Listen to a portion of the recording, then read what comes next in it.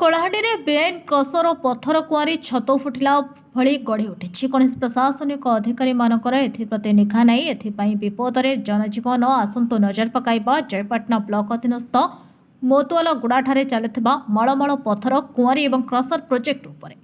କାହିଁକି ଗୋଟିଏ ସୁନ୍ଦର ସବୁଜ ବଣ ପାହାଡ଼ ଘେରା ଗ୍ରାମରେ ଏତେ ସବୁ ପଥର କୁଆଁରୀ ଏବଂ କ୍ରସର ସ୍ଥାପନ ପାଇଁ ପ୍ରଶାସନ ଅନୁମତି କେମିତି ଦେଇଛନ୍ତି? ହଜାର ହଜାର ଗ୍ରାମବାସୀ କୁଆଁରୀ ଏବଂ କ୍ରସରରୁ ଆସୁଥିବା ପଥର ଗୁଣ୍ଡ ଏବଂ ପ୍ଲାଷ୍ଟିକ୍ର ସଥରେ ବିବ୍ରତ ଏବଂ ମର୍ମାହତ। ପଲ୍ୟୁସନ ବୋର୍ଡ କିପରି ଗ୍ରାମବାସୀଙ୍କର ସ୍ୱାର୍ଥକୁ ଦ୍ୱାହି ଦେଇ କୁଆଁରୀ ଖନନ ପାଇଁ ନିର୍ଦ୍ଦେଶ ଦେଇଛନ୍ତି ବିଚାର ସାପେକ୍ଷ। ସୂଚନାରୁ ଜଣାପଡ଼ିଛି ଏସବୁ କୁଆଁରୀ ଖନନ ପାଇଁ ସମୟ ଅବଧି ସରିସାରିଛି, ଅଥଚ ରିନ୍ୟୁ ନକରି ମଧ୍ୟ ସବୁ ସ୍ୱାଭାବିକ ଭାବେ ଚାଲିଛି। ସବୁଠାରୁ ଗୁରୁତ୍ୱପୂର୍ଣ୍ଣ ବିଷୟ, ଶବ୍ଦ ପ୍ରଦୂଷଣ ଯୋଗୁଁ ଆଖପାଖ ଜଙ୍ଗଲରେ ବାସ କରୁଥିବା ବନ୍ୟଜନ୍ତୁମାନେ ଜନବସତି ଅଞ୍ଚଳମୟ ହେଉଛନ୍ତି। ଏତେ ସବୁ ଅବ୍ୟବସ୍ଥା ସତ୍ତ୍ୱେ ପ୍ରଶାସନ କାହିଁକି ନିଦାବିଷ୍ଣୁ ସାଜୁଛି? ଯଥାଶୀଘ୍ର ଜନତାଙ୍କ ପାଇଁ ଘାତକ ସାଜୁଥିବା ଏସବୁ କୁଆଁରୀମାନଙ୍କୁ ବ୍ୟାନ୍ କରାଯିବାକୁ ଦାବି ହେଉଛି। ତ ଆ ବିଷୟରେ କ'ଣ କହିବେ?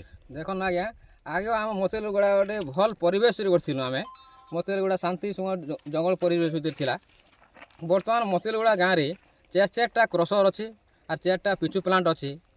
ଇ ପିଚୁ ପ୍ଲାଣ୍ଟ କ୍ରସର ଆମର କୁଆଁରୀ ଯେନ୍ ଚାଲୁଛି ରାତି ତମାମ ଚାଲବା ଫଳରେ ଦିନ ରାତ ଚାଲୁଛି।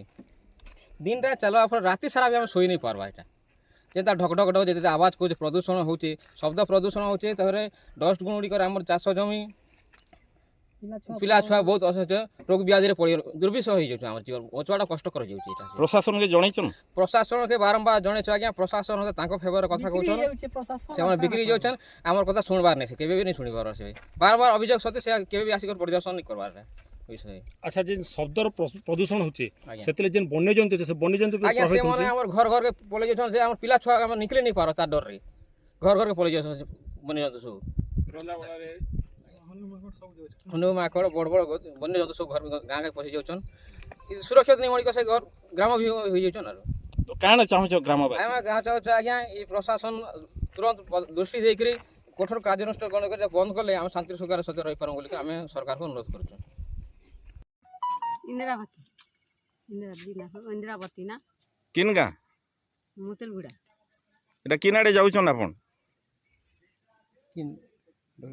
ডুগরি ডুঙ্গর। ডোকরি ডুঙ্গর কাଣା আছে আপনকর ইপটে? জমি আছে, সিলিং জমি। সিলিং জমি আছে, জমি কমেছন? কমেছন। কাଣା অসুবিধা আছে কি না? অসুবিধা আছে। কাଣା হলা? এই যে ব্রিজ তো ভাঙি গলা। কেন ব্রিজ? বড়কেনার ব্রিজ।